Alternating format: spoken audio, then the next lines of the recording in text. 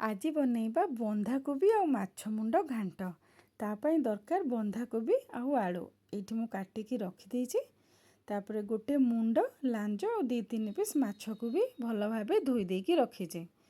ଆମେ ଏବେ ପ୍ରେସର କୁକରରେ ସବୁ କୋବି ଆଳୁକୁ ଆଉ ଲୁଣ ହଳଦୀ ଦେଇକି ଜଷ୍ଟ ଟିକେ ପାଣି ଦେଇକି ତାକୁ ହାଇ ଫ୍ଲେମ୍ରେ ଗୋଟେ ସିଟି ମାରିଦେବା।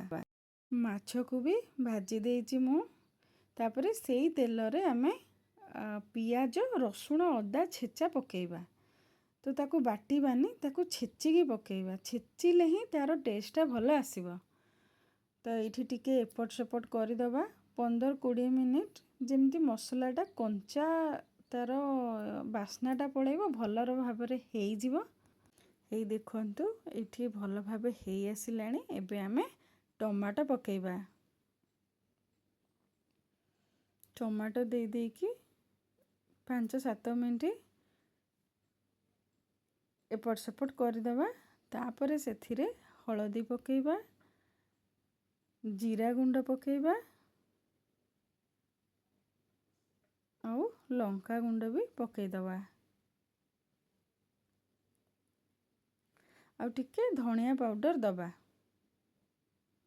ତାକୁ ଭଲ ଭାବେ କଷିବା।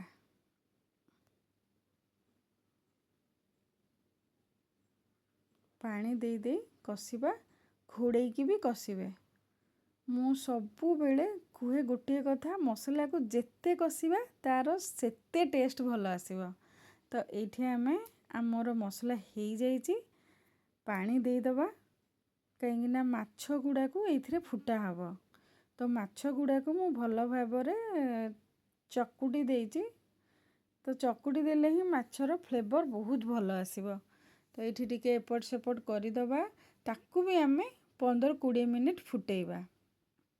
ମାଛ ପକେଇଲା ପରେ ଆମେ ତାକୁ ବି ଫୁଟେଇ ଦେବା ଭଲ ଭାବେ। ତାପରେ ଏଇ ଦେଖନ୍ତୁ ଏବେ ମାଛ 20 ମିନିଟ୍ ଫୁଟି ଆସିଲାଣି। ତାପରେ ଆମର ଯେଉଁ ସିଝେଇକି ରଖିଥିଲେ ବନ୍ଧାକୋବି ଆଳୁ, ବେଶୀ ସିଝେଇବେନି, ଟିକେ ଟିକେ କ୍ରଞ୍ଚି ଥିବ ବାସ୍, ସେଥିରେ ତାକୁ ଆମେ ପକେଇ ଦେଇକି ଭଲ ଭାବେ ଗୋଳେଇ ଦେବା। ତାପରେ ଆମେ ତାକୁ 10-15 ମିନିଟ୍ ଘୋଡ଼େଇ ଦେବା। ଏବେ ତରକାରୀ ହେଇ ଆସିଲାଣି। ଏବେ ଏଥିରେ ଧନିଆ ପତ୍ର ଦେଇ ଦେଇକି ତାପରେ ଆଉ 2-3 ମିନିଟ୍ ଘୋଡ଼େଇ ଦେବା।